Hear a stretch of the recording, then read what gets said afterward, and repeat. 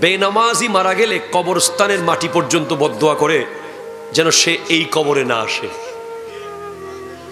কবরস্থানের মাটি আল্লাহর কাছে চায় এই লাশ এই কবরে না আসে। যারা নামাজ পড়ে তাদেরকে নিয়ে কথা হচ্ছে, না পড়ে যারা তারা এখন এই কথার বাইরে। আপনি দেখবেন জুমার দিন কিছু মানুষকে দেখবেন এলাকার খুব গণ্যমান্য ব্যক্তি এমনি ফুটবল খেলা 90 মিনিট দেখতে পারে, এরপর যদি গোল না হয় আবার আধা ঘন্টা এক্সট্রা টাইম, এরপরও যদি না হয় আবার 15 মিনিট ট্রাই ব্রেকার। ওনার টাইম নষ্ট হয় না, বিয়ে বাড়িতে ওনার অসুবিধা হয় না, কথা বলে না ঠিক কিনা? খেলার মাঠে ওনার প্রবলেম হয় না। কিন্তু জুমার দিন খতিব সাহেব যদি 10 মিনিট বেশি ওয়াজ করে ওনার চোখ গড়ির দিকে এমন ভাবে যায় মনে হয় গড়িটাকে খাই ফেলাইবে। আমি অনেক সময় কারোর সাথে ঝগড়া লাগলে তোর বাপ তো বেটা খেলা বেয়ারি আসিল বলে কিনা, কথা বলেন না? তোর বাপ তো বেগুন ব্যাপারী ছিল, তোর বাপ তো শুটকি ব্যাপারী ছিল, এরকম বলে বলে তার বাবাকে নিয়ে ইনসাল্ট করে কথা বলি। একজন বড় ব্যক্তি হয়েছে সম্মানিত, একজন বড় জ্ঞানী মানুষ হয়েছে, একজন বড় আলেম হয়েছে, একজন রিকশাওয়ালার ঘরে মুহাদ্দিস হতেই পারে, একজন শুটকি ব্যাপারীর ঘরে মুফাসসির হতেই পারে। আল্লাহ কখন কাকে কি বানায়, ঠিক কিনা বলেন? কিন্তু আপনি কখনো তার অতীত, তার বাবার প্রফেশন নিয়ে, তার পারিবারিক স্ট্যাটাসকে টেনে তাকে অপমান করবেন না। কারণ কোরআন বলছে ইয়া আইয়ুহান নাসু ইন্না খালাকনাকুম মিন যাকারিন ওয়া উনসা ওয়া জাআলনাকুম শুউবান ওয়া কাবাইলা লিতাআরাফু ইন্না আকরামাকুম ইনদাল্লাহি আতকাকুম। সুবহানাল্লাহ। উনি সাউন্ড চালায়, আমি বক্তা। ইনি ক্যামেরা চালায়, আপনি বক্তা। উনি লাইট লাগাইয়েছে, আপনি সভাপতি। উনি প্যান্ডেল করেছে, আপনি সেক্রেটারি। সবার ক্যাটাগরি আল্লাহর দরবারে সমান। শুধুমাত্র যার তাকওয়া বেশি, যে যত বেশি মুত্তাকি, সে তত বেশি আল্লাহর দরবারে 1 নম্বর পজিশনে। এখানে বাড়ি গাড়ি জমিদারি টাকা পয়সা দিয়ে বিবেচনা হবে না, এখানে বিবেচনা হবে আল্লাহর ভয় দিয়ে। যার ভিতরে যত বেশি আল্লাহর ভয়, সে আল্লাহর দরবারে তত বেশি সম্মানিত। একটু জোরে বলেন সুবহানাল্লাহ। আপনি বুঝেন মুমিনদের ভিতরে আমরা যারা নিজেদেরকে মুমিন দাবি করছি, আমরা তো কেউ নিজেকে মুনাফিক বলবো না। বলবেন কেউ মুনাফিক? রাত না হলে দিন, সাদা না হলে কালো, মুমিন না হলে মুনাফিক, মুমিন না হলে মুনাফিক।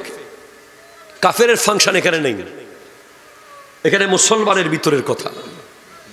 তাহলে হয়তো আপনি মুমিন, নয়তো মুনাফিক। এখন আমরা সবাই নিজেকে মুমিন দাবি করছি।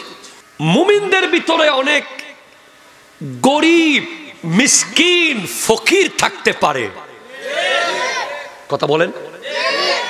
কারণ টাকা পয়সা, ক্ষমতা এগুলো মুমিন হওয়ার আলামত নয়, এগুলো সম্পদশালী হওয়ার আলামত। এগুলো দেখে আপনি কাউকে মুমিন বলবেন না। আপনি মুমিন বলার জন্য কি কি দেখলে মুমিন বলবেন, এগুলো আল্লাহ কোরআনে জানিয়ে দিয়েছেন। একটা মানুষকে আমি কখন মুমিন মনে করব, রব্বুল আলামিন কোরআনুল কারীম ইরশাদ করতে লাগলেন কাদ আফলাহাল মুমিনুন। সুবহানাল্লাহ। আল্লাহ তাআলা কাদ আফলাহাত তাজিরুন বলেন নাই, কাদ আফলাহাত তাবিবুন বলেন নাই, কাদ আফলাহাল লাইবুন। খেলোয়াড়রা সফল, ব্যবসায়ীরা সফল, ডাক্তাররা সফল, ইঞ্জিনিয়াররা সফল, পলিটিশিয়ানরা সফল, এ কথা আল্লাহ বলেন নাই। আল্লাহ বলেছেন মুমিন রাই সফল। তাহলে মুমিন কে? আল্লাযীনা হুম ফি সালাতিহিম খাশিউন। যে নামাজ পড়লে দেখবেন যেন সে মসজিদের সাথে তার যুগ যুগ ধরে গভীর সম্পর্ক। 2 রাকাত পরে যে ব্যক্তি জুমার দিন দৌড় মারে, সে আদৌ মুমিন হতে পেরেছে কিনা আমি জানি না। যে ব্যক্তি সুন্নাত না পড়ে, নফল না পড়ে, কোনো মতে ফরজ পড়ে চালিয়ে দেয়, সে আদৌ মুমিন কতটুকু আমি বলতে পারবো না। কারণ মুমিন সে যে হৃদয় দিয়ে নামাজ পড়ে। নামাজ না পড়লে তার কথা তো বহু দূরে, তাকে নিয়ে কথা বলার মতো ভাষা আমার না। এতটুকু বলবো, বেনামাজি মারা গেলে কবরস্থানের মাটি পর্যন্ত বদদোয়া করে যেন সে এই কবরে না আসে। কবরস্থানের মাটি আল্লাহর কাছে চায় এই লাশ এই কবরে না আসে, কারণ তার উপরে এমন আযাব হবে কবরের মাটি পর্যন্ত কষ্ট পাবে। এখন কথা হচ্ছে যারা নামাজ পড়ে তাদেরকে নিয়ে, যারা নামাজ পড়ে তাদেরকে নিয়ে কথা হচ্ছে, না পড়ে যারা তারা এখন এই কথার বাইরে। যারা পড়ে তাদের ভিতরে অনেক মানুষ আছে, দেখবেন আপনি জুমার দিন, আপনি দেখবেন জুমার দিন কিছু মানুষকে দেখবেন এলাকার খুব গণ্যমান্য ব্যক্তি এমনি ফুটবল খেলা 90 মিনিট দেখতে পারে, এরপর যদি গোল না হয় আবার আধা ঘন্টা এক্সট্রা টাইম, এরপরও যদি না হয় আবার 15 মিনিট ট্রাইব্রেকার। ওনার টাইম নষ্ট হয় না, বিয়ে বাড়িতে ওনার অসুবিধা হয় না, কথা বলে না ঠিক কিনা? খেলার মাঠে ওনার প্রবলেম হয় না। কিন্তু জুমার দিন খতিব সাহেব যদি 10 মিনিট বেশি ওয়াজ করে, ওনার চোখ গড়ির দিকে এমন ভাবে যায় মনে হয় গড়িটাকে খাই ফেলাইবে। এরকম লোক এখানে নাই? না না নাই, দুর্বা নাই হইতে আছে।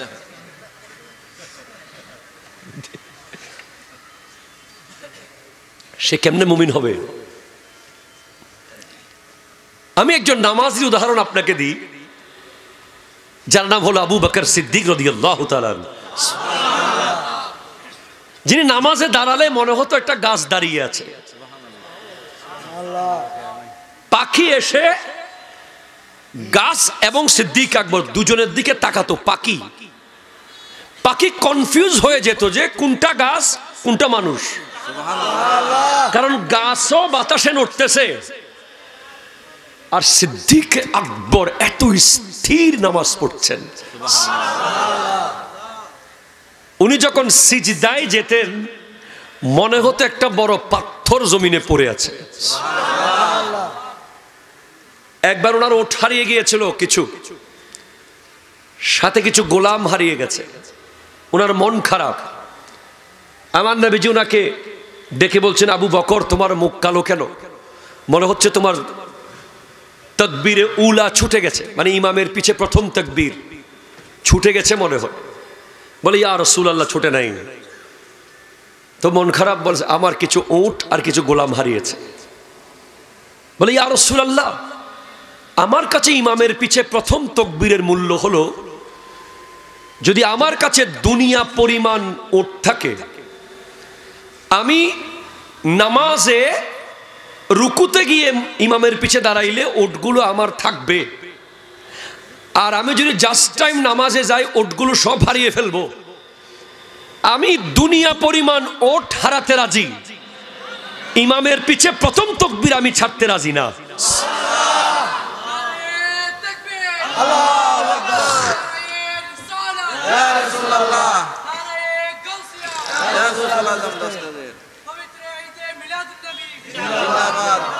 এখন তো আমরা কত অজুহাতে নামাজ ছেড়ে দিই। কোনদিন নামাজকে একটু পরে পড়বো বলে রেখে দেবেন না। কেন? ধরেন নামাজের টাইমও আছে, সুযোগও থাকবে। ধরেন 10 মিনিট পরে আপনি পড়বেন, আর কি 9 মিনিটের মাথায় যদি আপনার জানটা কবজ হয়ে যায়, আল্লাহু আকবার। হতে পারে কি পারে না? যেটা বলেন না, পারে কি পারে না? 9 মিনিটের মাথায় যদি আপনার রূহ কবজ হয়ে যায়, তাহলে কবরে যাওয়ার সময় আপনি আরো একটা ওয়াক্ত নামাজ নিতে পারেন নাই। আপনি 10 মিনিট পরে বাজার করেন, 10 মিনিট পরে বিয়ে বাড়িতে যান, 10 মিনিট পরে মিটিং করেন, 10 মিনিট পরে চেক নিয়ে ব্যাংকে যান, 10 মিনিট পরে লবণের মাঠে যান, 10 মিনিট পরে জাহাজে উঠেন। মিস হয়ে গেলেও কিচ্ছু আসে যায় না।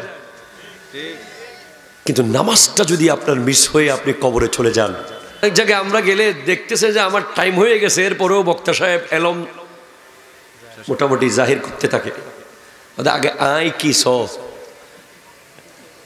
পরে থরগান দেখাইও। কিন্তু বদরি সাহেব হুজুরের সানি যাকে আমরা বলছি, তিনি আসলেই একজন অমায়িক মানুষ, আল্লাহ হায়াতে কোটি কোটি বরকত দান করুন। আজকের শাহ সুফি আলহাজ মৌলানা ওয়াজউদ্দিন শাহ রহমতুল্লাহ আলাইহি এর স্মরণে ৭ম পবিত্র ঈদে মিলাদুন নবী সাল্লাল্লাহু আলাইহি ওয়াসাল্লাম মাহফিলের সম্মানিত সভাপতি ফতেপুর মনজুরুল ইসলাম সিনিয়র মাদ্রাসার সুযোগ্য সহকারী অধ্যাপক, একজন বিদগ্ধ আলেমে দ্বীন। আমি জানতাম না হুজুরের বাড়ি যে এখানে, তাইলে আরো একটু সাবধানে আসতাম। জনাবে আলহাজ মাওলানা আবু বকর সিদ্দিক সাহেব কিবলা মুদ্দাজিল্লুহুল আলী, আওয়াজ দিয়ে বলেন মারহাবা। আজকের সম্মানিত আলোচক বৃন্দ মৌলানা জসিমউদ্দিন আল কাদরি, হাফিজ তৌহিদুল ইসলাম সাহেব, হাফিজ মোহাম্মদ আবদুল্লাহ আল হোসাইন সাহেব এবং প্রধান অতিথি জনাব মোহাম্মদ ফরিদুল আলম সাহেব, অবসরপ্রাপ্ত সেনা কর্মকর্তা, বিশিষ্ট ব্যবসায়ী ডেমুশিয়া, সাথে সাথে আপনারা যারা উপস্থিত হয়েছেন, আসসালামু আলাইকুম ওয়া রাহমাতুল্লাহি ওয়া বারাকাতুহু। কেমন আছেন? একটু জোরে বলেন, কেমন আছেন? ভালো রেখেছেন কে? আল্লাহ। আমি কোরআনুল কারীমের সূরা তাহরিম থেকে আয়াতে কারিমা তিলাওয়াত করার সৌভাগ্য অর্জন করেছি এবং সূরা বাকারা থেকে।